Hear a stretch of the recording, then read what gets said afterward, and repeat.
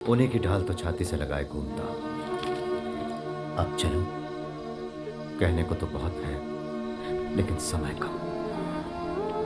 मेरा शिकार करेंगे, मेरी हर चाल सूंघते रहेंगे, लेकिन औरतों को हाथ नहीं लगाएंगे। गोरों को मैं जानता हूं, अपनों से ही सावधानी बरतनी पड़ेगी। और बाकी अंबू को सब पता है। निश्चिंत होकर जाओ।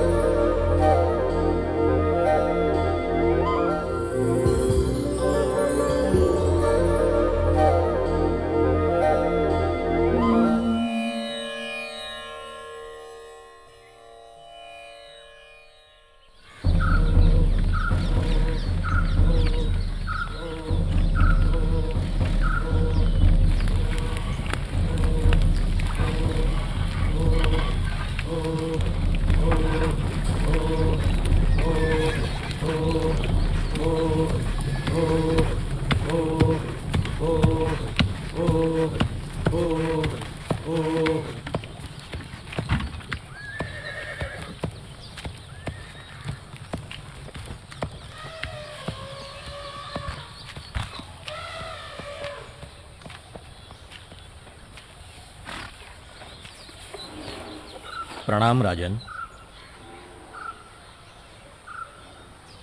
एमन नायर यहाँ? मैंने ही संदेशा भिजवाया था।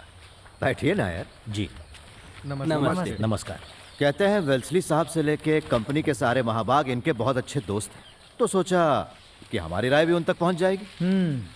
राय भी पहुंचेगी, साथ साथ अपने डेरे का पता भी। कैदेरी के अंबू है ना? पिद्दी से थे जब देखा था। मैं तो यही कहता आया हूं कि गोरों ने महाराज के साथ सुलह कर लेनी चाहिए अभी भी। पलसी महल पर हमला करने के आदेश गवर्नर के थे क्या? डंकन साहब बड़े सज्जन हैं, यही सुना था अब तक। शेखर जी, आखिरी खत किसे लिखा आपने? कुटियाड़ी के रामन को। पढ़िए।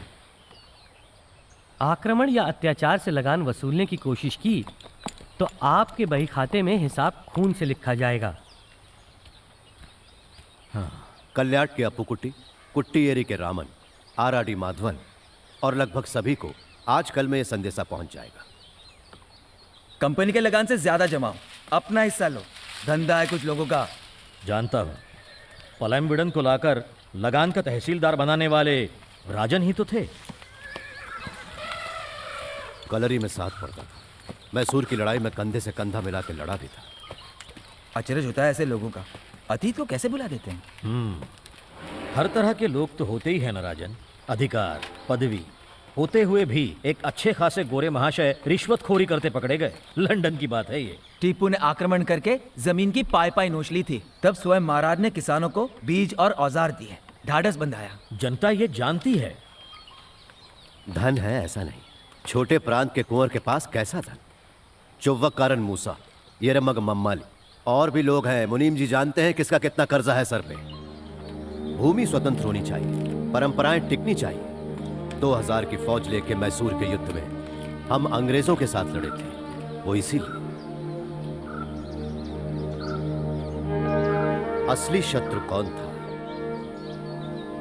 यही सोचता रहता हूं। राजन, मेरे पास न फौज है और ना ही हथियार। मैं तो एक व्यापारी हूं, लेकिन जहां भी आपका डेरा रहेगा, अनाज और धान की कभी कमी नहीं होगी, वचन है। अभी इतना ही कह सकता हूं। अंबू, ये मेरे भी राजन हैं। रायरप्पा,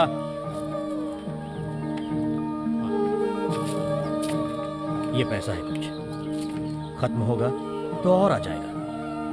निकलूं अब राजन?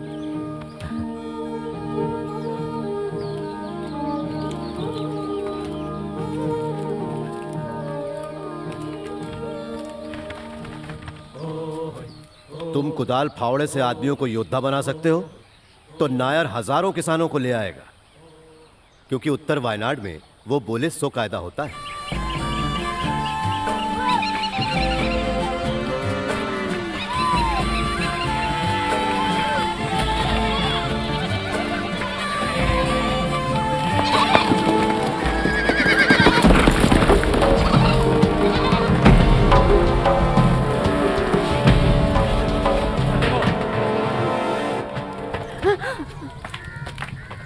क्या है इसमें? कच्चू नहीं, दालचीनी है बस। सारी बोरियां बाहर रखो। साहब आए हैं लगान के लाने। जल्दी करो।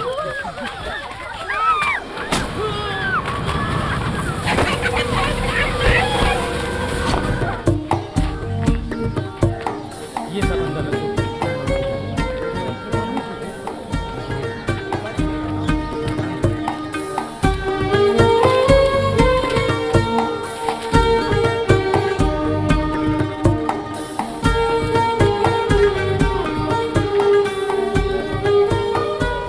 हम कलरी में हथे। जैसे ही कछु बच्चन ने खबर दी, सीधे दौड़ा था।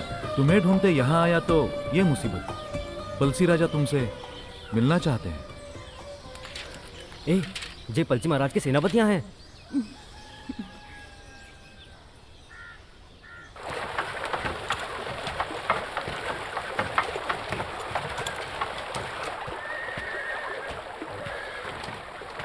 प्रणाम।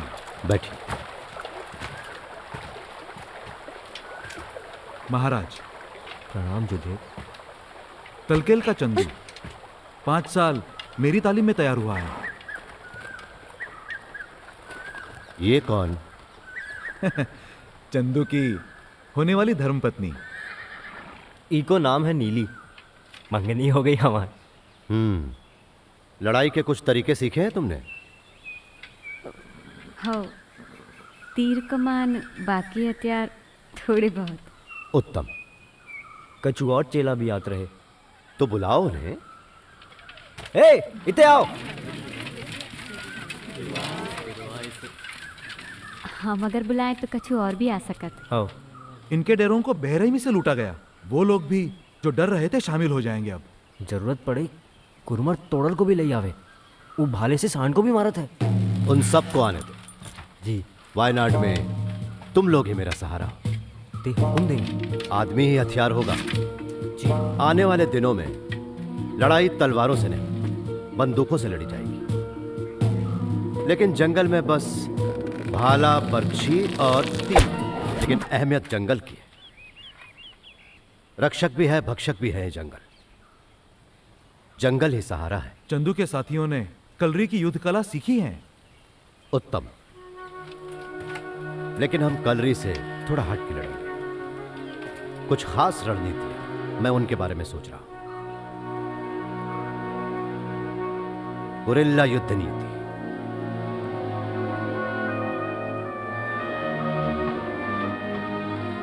छुप के वार करना एक शास्त्र है।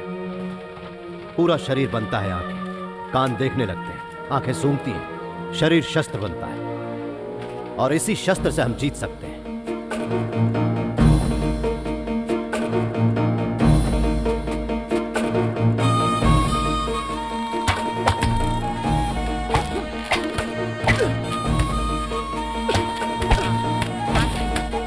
जरा खींच के पकड़, पूरे कंधे पे तनाव, नजर दिखाने के लिए छोड़।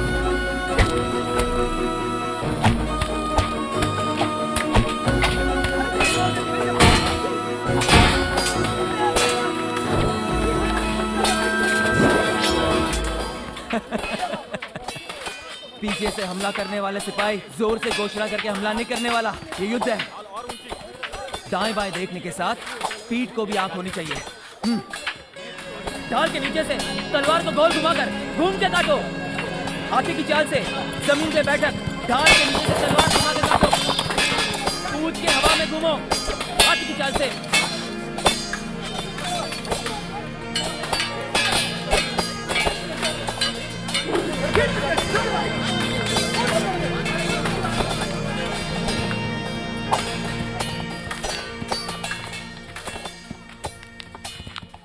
कुंगन राजन आ जाओ।